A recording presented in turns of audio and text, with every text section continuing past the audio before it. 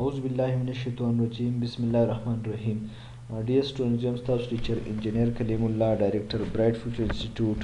حاضر هم تاسو سره د لیکچر نمبر 14 کوم چې د ماډیول نمبر 4 لیکچر نمبر 2 دی. په پریویس لیکچر کې مونږه په تفصیل سره کوم خبره اتره چې کړې وه نو هغه مونږ ویلو چې being a manager what will be your responsibilities. نو هغه خبره مونږ په تفصیل سره ویلې وه او په هغې کې مونږ بیا دا خبره هم کړې وه چې ریزنیبلی فورسیبل څه ته وایي د هغې په تفصیل باندې مونږ خبره کړې د ریزنیبل فورسیبل لپاره بیا درې پیرامیټرز مونږ ډیفاین کړي چې کوم کامن نالج دی، انډسټري نالج دی، ایکسپرټ نالج دی. دا خبرې مونږ ټولې په تفصیل سره ویلې وې. بیا په لاست کې مونږ دا ویلو چې د دې دپاره به چې کوم قانون دی نو قانون کریمینل لا څه ته وایي. بیا مونږ وایو چې لا دوه قسمه ده، یو انټرنیشنل لا ده بل نیشنل لا ده. انټرنیشنل لا هغه لای چې کوم د ټولو دپاره یو شانتي او هغه تھرو آوټ دی ورلډ چې دی هغه یونیورسل وي او هغه هر چا لپاره هغه اپلیکیبل وي. او د هغې اګزامپل مونږ انټرنیشنل لیبر ارګنایزیشن ویلی وو کوم چې د یونایټډ نیشن یو د هغې ځینې اداره ده، د هغوی یو ایجنسي ده او هغه په فرانس کې کار کوي او هغه په 1920 کې 1919 کې دا اسټبلیش شوی و د لیبرز لپاره هغه مختلف کار کوي. نیشنل لا حوالې سره موږ دا ویلو چې هغه کنټري چینج کیږي او هغه هغې هر یو کنټري د خپل ریکوایرمنټ مطابق هغه فریم کوي. په اخره کې موږ چې کوم سلایډ خبره کړې وه کریمینل لا نو موږ ویلي وو چې چونکې دا د کمپنۍ د مالک د وجې نه هغه د غفلت د وجې نه د امپلای چې دی هغه زخمي شو، د هغه لاس خپه ضایع شوله، د هغه د وجې نه د هغه فیملی سفر شوله. نو اوس عدالت چې کوم دی کورټ د هغه خلاف ایکشن واخیسته او اوس هغه ته څه سزا سونه وهي او هغه ته څه فیصله سونه وهي. نو موږ ویلو چې دې ته دا چې کله قانون په حرکت کې راځي دیٹ از نون ایز کریمینل لا. was Health and Safety at Work ETC Act 1974 دا حسوه Health and Safety Work Act Health and Safety Work Act چې کوم دی دا په 1974 کې په UK کې دا اسټبلیش شوی و. The Management of Health and Safety at Works Regulation 1999 کې دا راغلی و. دا مختلف ایکټس دي، مختلف رولز دي، مختلف لا دي چې هغه به مونږ اوس ون بای ون وایو. د ورکپلیس هیلث اینډ سیفټي ویلفیر ریګولیشنز 1992 کې دا اسټبلیش شوی و. د ریپورټینګ آف انجریز ډیزیزز اینډ ډینجرس اکرنس ریګولیشن ریډور 1995 کې دا ایکټ راغلی و. these statutes دا مختلف لاس چې مونږ کوم ووی are put in place by parliament and an attempt to stop accidents and injury before they happen. دا لا چې کوم جوړیږي دا د دې دپاره چې مونږ سره د مس هیپن را نشي، اکسیډنټ را نشي، انجري را نشي. د انجري د اکسیډنټ او د انسیډنټ اکر کېدو نه مخکې چې هغه سټاپ شي د هغې دپاره دا لاس دا سټیچوز دا جوړیږي. In criminal law, the state must prove its case beyond reasonable doubt. په criminal law کې به state د دې خبرې پابند دي چې هغوی به دا کیس چې کوم دی beyond reasonable doubt چې په دې کې به اړو شک شبه نه وي، هغوی به دا په داسې طریقه باندې ډیفینډ کوي چې په دې کیس کې اړو شک شبه پاتې نه شي، په دې سینس کې چې کم مجرم دی چې هغه ته سزا میلاو شي او چې کم د چا سره چې ظلم شوی دی چې هغه ته انصاف میلاو شي. likely outcome of criminal case possible imprisonment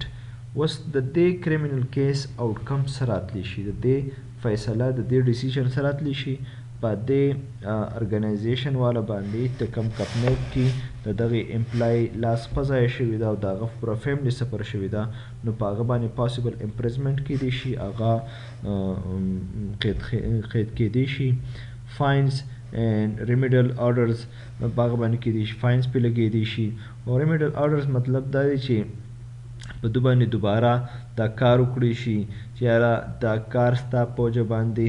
بل یو امپلای هغه د هغه لاس او خپې ضایع کیدی شي، هغه نقصاني کیدی شي، نو په دو باندې پابندیانې ولګي، دې ته remedial orders ویل کیږي. وس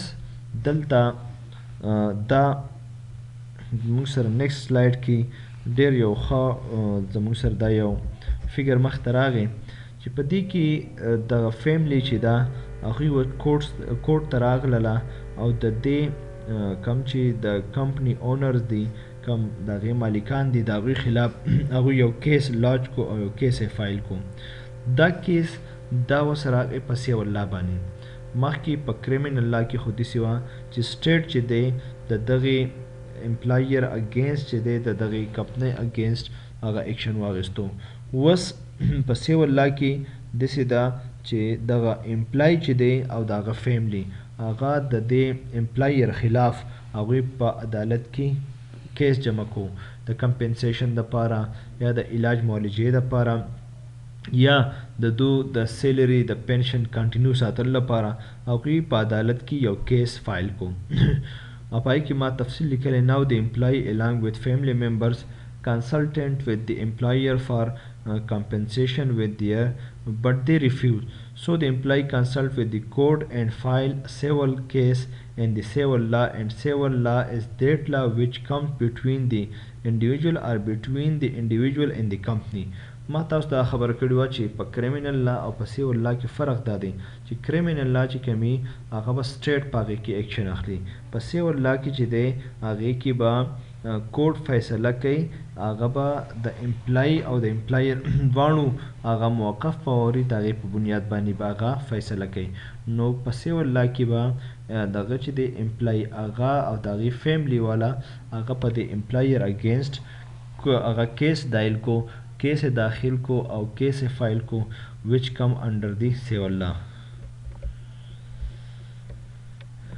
People injured by the negligence of others or breach of statutory duty can seek compensation for harm. was چې دغه چې دی د انجری دا چا په وجه باندې اکر شوله negligence of other د بل د ناپوهتیا د وجې نه د بل د ډیوټي نه د نیګلیجنس په وجه باندې چې د هغوی نه هغې لاپرواهي کوله او د هغې په وجه باندې هغه ته نقصان ورسېدو. نو اوس په دغه کمپني د دې خبرې هغه پابند دی چې هغې ته به د امپلای ته به کمپنسیشن ورکوي معاوضه به ورته ورکوي. To be successful the claimant must show that claimant کم چې په چا باندې چې کلیم شوی دی دې ته claimant ویل کېږي. The defendant owed the claimant a duty of care means the employee will show that the care of him was the duty of employer. د دې سنټنس مطلب دا دی چې دا خبره به د امپلای پروف کوي چې دا وه ذمهواري د امپلایر وه چې هغه به د هغه خیال ساتلی ډیوټۍ په دوران کې به د هغه د هیلث اینډ سیفټي خیال ساتلی او ځکه خو بینګ ا سیفټي انجینیر سیفټي منیجر تاسو دې لپاره اخیستلی کېږئ چې تاسو به د دې ارګنایزیشن د هیلث اینډ سیفټي خیال ساتئ مین چې د هغې د امپلایر د هیلث او سیفټي خیال ساتئ.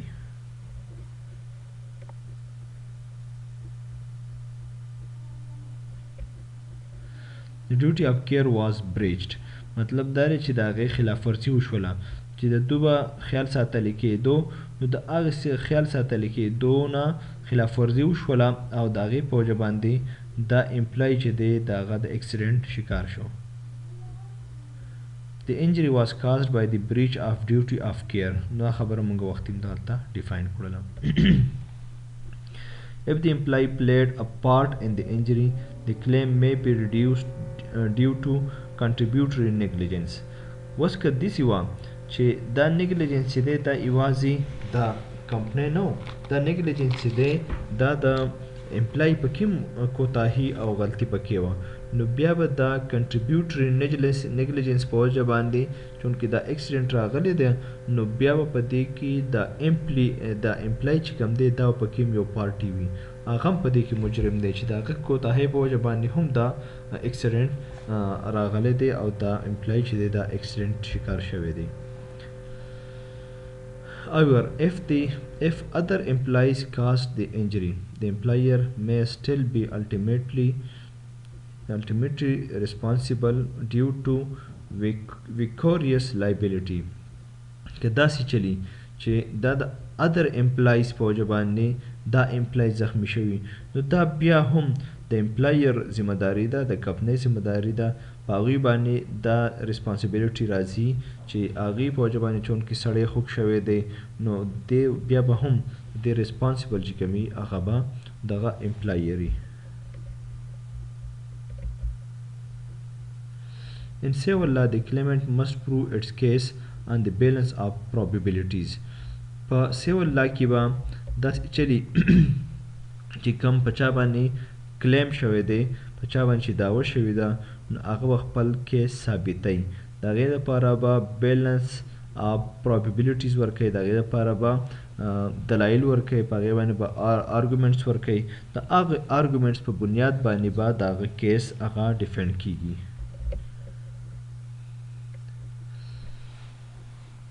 A decision made by a judge is precedent, which means that the verdict of this case will apply to similar future cases. د دې خبرې مطلب دا دی چې کله د جج چې دی د مخکې نه چې کوم فیصلې شوي دي نو اس کو دیکھتے ہوئے فیصله کرنا دې ته پریسیډنټ ویل کیږي چې کوم یو اگزامپل تیر شوی دی فار ایگزامپل د بریچ آف لا د لا خلاف ورزۍ په وجه باندې جج چې دی یو کس ته د 3 کالو قید او د 5 لک روپیز هغه سزا سنو کړې ده نو بیا داسې مسله راغله چې د چا په وجه باندې د یو امپلایر د نیګلیجنس په وجه باندې یو امپلای چې دی د هغه لاس په مات شوی د هغه سر مات شوی دی هغه ته څه فیټل اکر شوی دی ډیت ورته اکر شوی دی نو دغه شانتي دغه چې کوم کمپنی نمبر بی ده نو هغه چې څنګه کمپنی نمبر A ته سزا سنو شوی وه نو د کمپنی نمبر B ته هم هغه شانتي سزا سنو شي په دوی باندې هم 3 years قید او 5 لک روپیز فار ایگزامپل مونږ د دې لپاره سزا مقرره کړې ده نو دا به دی فلفل کوي دا په دوی باندې هم اپلای کیږي. was criminal law or civil law په دې کې څه ډیفرنس دی او کم پیرامیټرز باندې دا څنګه بدلیږي. Who does the court case focus on? Was accused or injury party. نو کوم چې accused دی چا د وجې نه چې دا مسله راغله هغه به کرمینل لا ته مخامخ کیږي او چې کوم انجری پارټي ده نو هغه به سیول لا ته مخامخ کیږي هغوی به ځي سیول لا کې به خپل کیس داخل کی تیار د دې کمپنۍ د دې فرم د دې امپلایر د نیګلیجنس په وجه باندې ماته دا مسله راغلی ده او اوس ماته د دې کمپنسیشن میلاو شي دا کمپنسیشن دپاره هغه خپل کیس چې دی هغه داخل کو هغه کیس هغه خپل فایل کو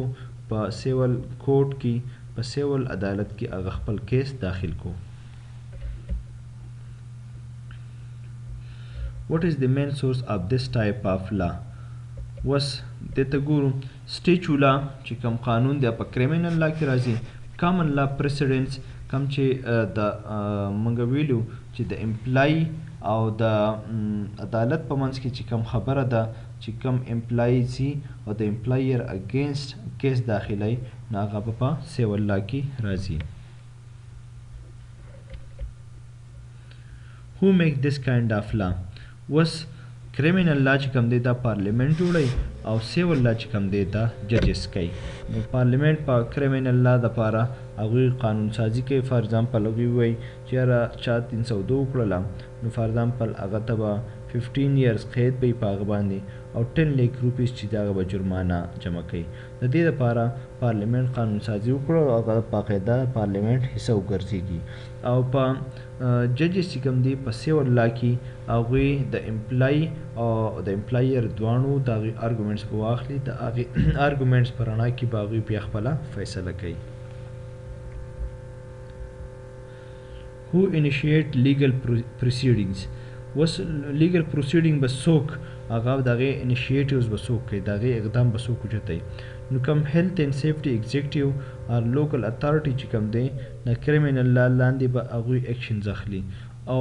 سیول لا هر هغه څوک چې هغه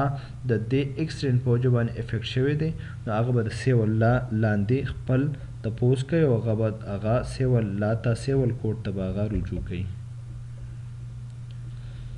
What is the most likely outcome for this cases؟ نو اوس مونږ ووایو چې په کریمینل لا کې به آوټکم دی چې په دې امپلایر باندې امپریزمنټ کیدی شي، په هغه قید کیدی شي، په هغه باندې جرمانه لګیدی شي، د هغه ته د ریمیډل آرډرز چې یار دا کار ته دوباره وکړه د هغې دپاره د هغې کمپنسیشن دپاره به د هغې ریمیډل آرډرز دا دي چې دا کار دوباره وکړه نو دغه به امپریزنمنټ په ده باندې به کیږي. نو دا قید او جرمانه دا به په کریمینل لا کې کیږي. په سیول لا کې به د دو کمپنسیشن کیږي چې کم مونږ وختي هم دا ذکر وکړو چې دغه چې کومو امپلای الانګ وذ هیز فیملی هغوی سیول کورټ ته رجوع کړله. سیول کورټ چې کوم دی هغه امپلایر راوغوښتو او امپلایر چونکې نیګلیجنس کړی د هغه د نیګلیجنس د وجې نه د امپلای چې دی دا زخمی شو، د هغه لاس او خپه مات شوله. نو په هغې نه بعد په هغه باندې د دغې کورټ دا فیصله وکړه، سیول کورټ دا فیصله وکړله چې ته به دله د دونه اماونټ چې دی دا کمپنسیشن ورکوي یا به هیلث سیکیورټي ورکوي یا به د پنشن چې دی هغه به کانټینیو جاري ساتي چې دا امپلای چې دی خو د کار نه ووتو او ستا د کار په دوران کې چونکې دوی ته نقصان رسېدلی دی نو دوی ته به اوس ټایم ټو ټایم او موقع په موقع باندې د کمپنسیشن ورکوي. امید لرم چې دې ځای پورې چې کوم لیکچر موږ ریکارډ کړو نو دا به تاسو ښه انجوی کړی،